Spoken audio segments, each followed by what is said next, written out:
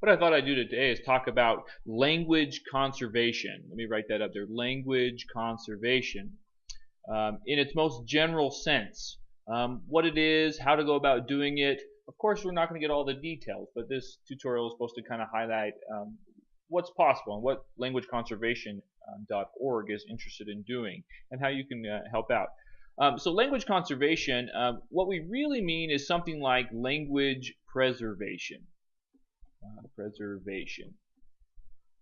And we both mean this historically as well as socially and contemporarily. Okay, preserving some kind of linguistic knowledge. Now, to understand why this is important, or why people are even concerned with this, we need to talk about what language is. And I'm going to make 4 really brief points about what language is. The first one is I want you to consider what you can do with language. Think about all the things that you do every day of your life with language. You might come up with a very short list or a very long list. It should be quite long, actually. Let me list some of the things. You can write, like I'm doing now, with language. You can read with language. You can create relationships with other humans, other people, right? You can create relationships. You can destroy relationships. You can do all kinds of things with relationships with language. You can talk about things that interest you. Maybe politics interests you, politics, or religion, or any number of things. And the list could go on and on. The point is, we do everything with language. Everything we do as humans, we do with language. The second point we want to talk about is that language is part of our cultural identity. Now, what do I mean by identity? It means, a way of saying this is who I am. This is how I believe. This is the way I organize the world around me. So, for example, people often say something like, oh, in New York, we say X, right?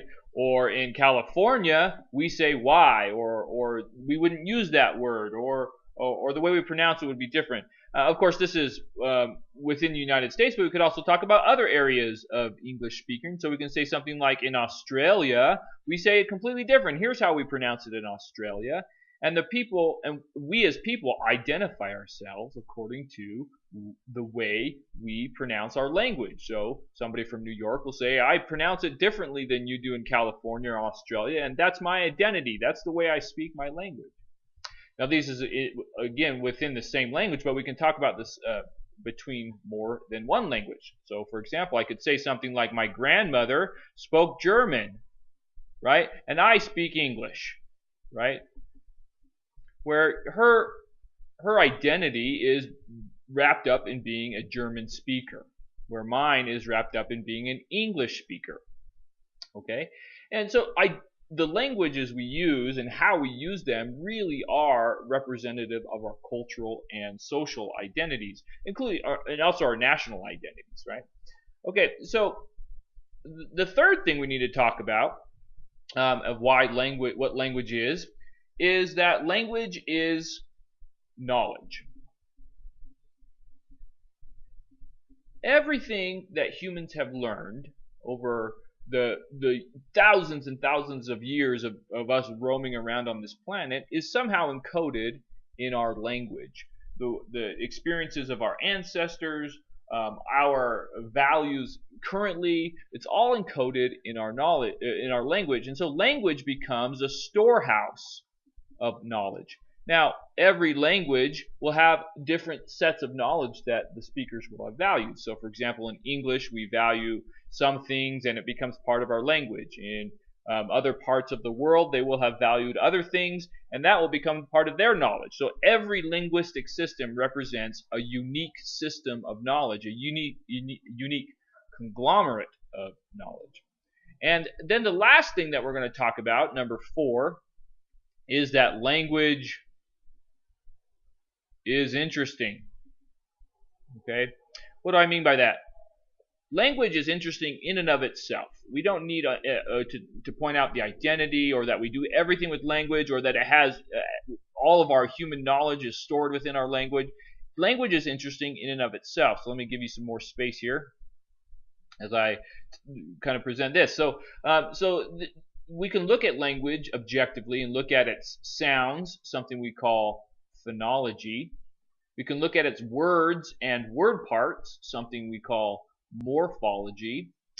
We can look at syntax, which is the sentences and phrases, right, of a language. We can also look at semantics, which are word meanings or how things mean things, and pragmatics, which is what they mean inside of social context.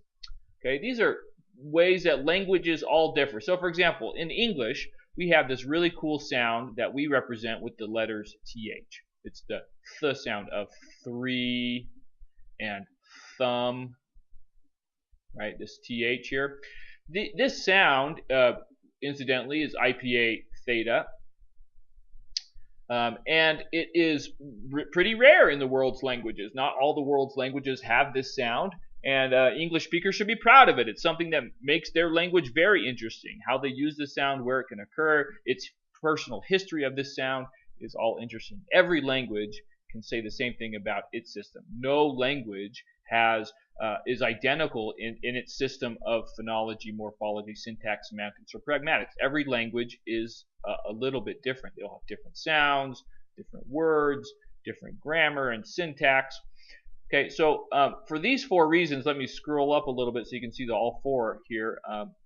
This is what, in a nutshell, language is. Language is everything we do. It marks our identity. It's a storehouse of our knowledge, right? And it's interesting in and of itself. It's a scientific discipline to study it, right? So now we come to something a statistic that's very disturbing. I'm going to choose white, so it kind of stands out here.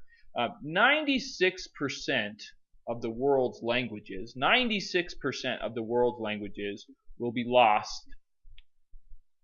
Lost. Let me change that to a T. Lost in the next century. Within this century, sorry. Within this century. So maybe that seems like significant to you, or maybe not, but let me tell you how many languages there are in the world. There are roughly 7,000 languages in the world.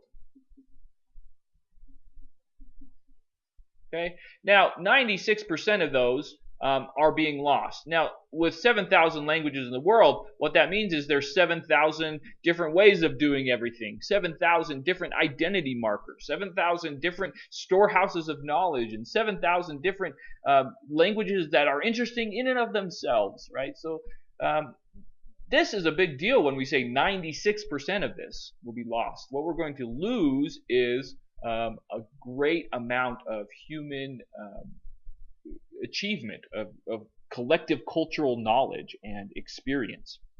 This is a big issue. It's not something just to say, well, at least I have my language. Lots of people are losing out, and I'm going to point out some reasons why this is such a big issue. But let me just finish up here. This is approximately one language every 2 weeks. Okay, so we're losing languages really, really fast. Okay. Now, why are these languages being lost? Now, I'm just going to briefly talk about why languages are being lost right now. The other ones, in the next tutorial, we'll talk about it in more detail. But some of the things I want to point out is that people are shifting away from their language because of discrimination. Maybe you've heard of this, where people say something like, "Oh, if you're an X speaker, an X-ish speaker, you're not as good as I am, right? You can't compete in the global market because you have a funny sounding language," or something like that. This is discrimination. It's not true, right? Every language is valuable. Another reason these languages are disappearing is because of human rights violations. I'm going to put human rights here. Okay, things like genocide and marginalization are killing off the speakers of these languages. Now, what this means is that these languages are being lost not because it's a choice of the speakers, but because they're being forced because of some kind of prejudice by speakers of other languages. Speakers who speak one of these 96% of the 7,000 languages often shift to another more national language like English or Spanish or Chinese, German or some others, And with them, they lose part of what they are. They lose their identity, right? They lose part of their identity. They lose we as a group, but them in particular, lose a big amount of knowledge here. This loss is avoidable, and it's an issue.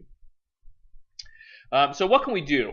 This brings us back to language conservation. Okay, so we're concerned with the language loss and what it represents to humankind, right? So let me write language conservation here, kind of messily. Okay, so what do we mean by language conservation? I said earlier that we mean something like preservation. Well, how do we preserve a language and the language tradition, including all its storehouse of knowledge and its identity markers? Well, the first thing we do is we make recordings. We write it down. So we have audio recordings and video recordings, and we make descriptions of these recordings and of the language, right? We'll talk about those kinds of descriptions in a later tutorial. We also do scientific studies, scientific research on these languages. Okay, so this is how we go about doing language conservation. We record these languages, we write them down, we show that they're valuable to the speakers of those languages. And kind of the overarching principle behind all of this is community development. So if you think for a second about your first language. Your first language, maybe it was English, maybe it was some other language, but you did not have a choice about what your first language was. So let me write here L1. That's for first language. Okay, this is the language that you spoke as a child, the first language that came out of your mouth. And it was not a choice. Oops, let me erase that. Not a choice, right? So we learned the language spoken by our social peers, by our social group.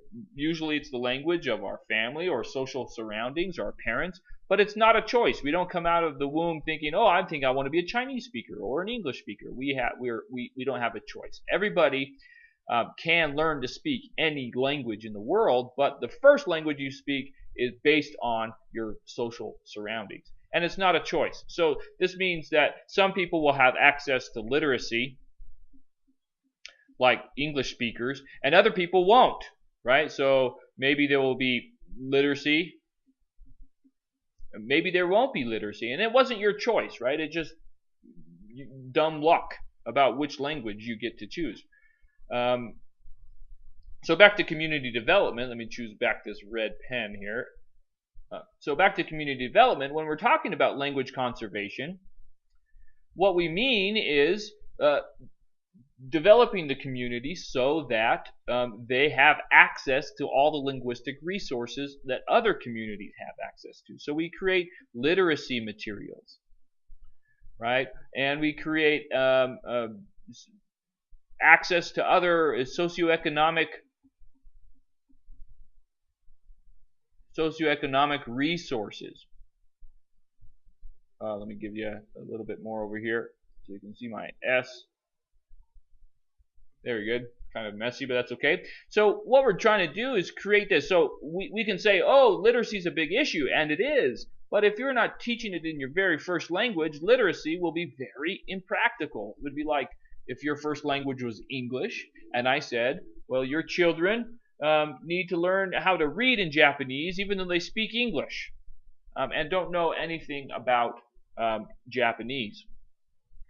Literacy is often only possible in the first language, right? And so part of language conservation is bringing that access to linguistic resources like literacy and other socioeconomic resources like the access to the internet or job boards or things like that in their own language, because without access to it in your own language, it will have some kind of different meaning. It will be difficult for you, right? So we can be proud of our literacy levels all we want, but if we want to succeed, we need to have this kind of community development. Okay, so this, in a nutshell, is what language conservation is. Now, languageconservation.org is an institution specifically geared towards all aspects of language conservation. We have ongoing projects recording audio and video of certain languages all over the world and describing them and doing scientific research. We have literacy development and primary school education material development going on in most of our areas. So this is what we are concerned with, and this is how you can be involved.